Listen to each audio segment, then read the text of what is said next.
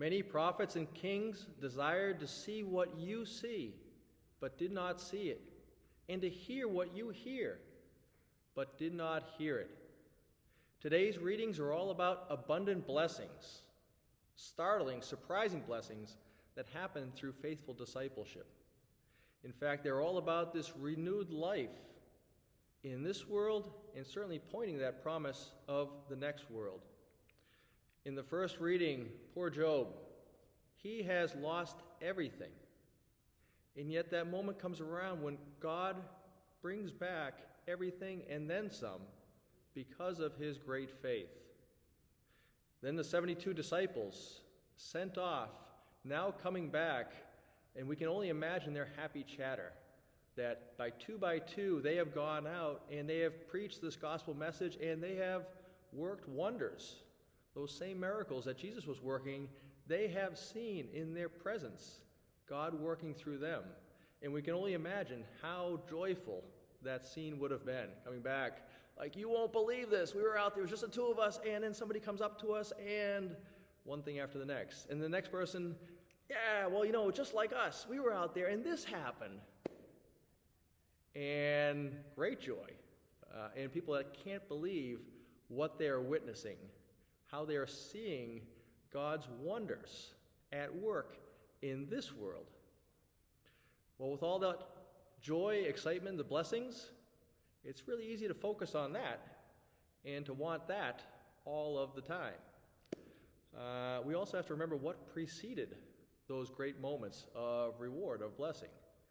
And it's easy to skip quickly over the line in today's psalm that says, "It is good that I have been afflicted, that I may learn your statutes." That's the part we don't want to hear. So let's go ahead and play that tape back a few scenes, both for Job and for those 72 disciples. What was happening? Certainly affliction. Those were the moments where God allowed life to happen for them.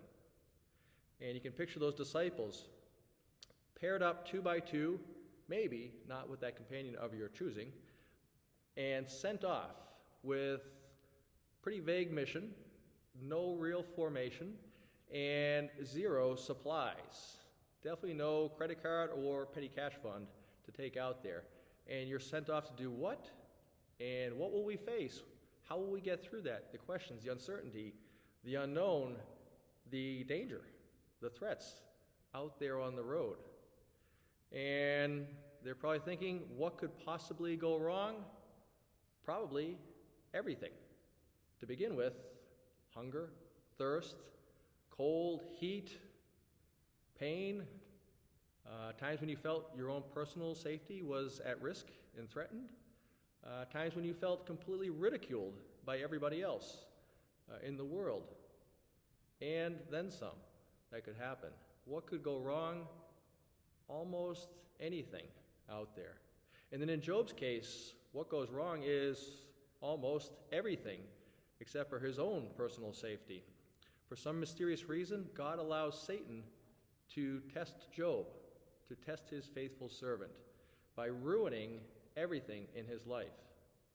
And yet Job stays faithful, but not with an unquestioning, immature, superficial faith like that of his friends who then critique him. But Job's faith is one of depth, one that challenges God, one that engages God, and rightfully in anger and confusion. Job shows us the way to a mature faith, a mature relationship with our Creator, and he is rewarded for that. God lets life happen. It's something that we don't like to think about or accept, but there is this reality that with the blessings, the abundant blessings, there are also those afflictions that are part of this life that we're going through right now. God is letting your life happen. And you might think, what could possibly go wrong? The possibilities are endless. Today we celebrate the life of St. Francis Borgia, and God certainly let life happen for him. And he's one that came from everything. As a Borgia, he certainly was born into the world of the highest opulence, And so he was the third Father General of the Society of Jesus.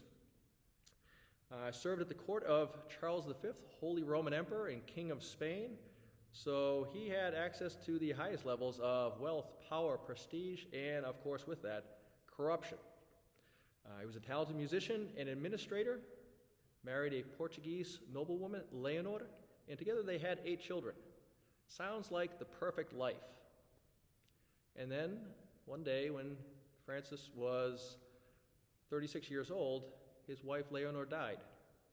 And we can only imagine what he went through at that point, what his inner workings, reflections, his pain was at that moment. And he decided to care for his kids, all 8 children that he had, and to enter the Society of Jesus and become a Jesuit priest. His whole desire was just to go off into quiet, secluded prayer and to be with God.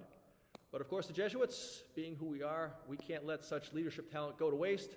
And so we made sure that he was in, again, the highest levels of leadership for us. And he became an administrator in many ways, and finally the superior general of the Jesuits. The third one after Ignatius and Lainez, and one that really left his stamp. He founded many colleges, including the Gregorian University, and was a very able administrator, bringing those God-given talents to the Society of Jesus and really setting the course for us in a time of rapid expansion. St. Francis Borgia had it all. He walked away from it all that we might see in this life here, and yet he saw even more than that. He saw much more than the kings of his days. As Jesus said, "Blessed are your eyes and your ears. Many prophets and kings desired to see what you see, but did not see it, and to hear what you hear, but did not hear it." St. Francis Borgia saw what those kings did not see. Each one of us is called to follow that teaching of Jesus. Life will happen. We will face many challenges in this world, but with faith, with perseverance, with complete dedication, we may live out what God has called us to.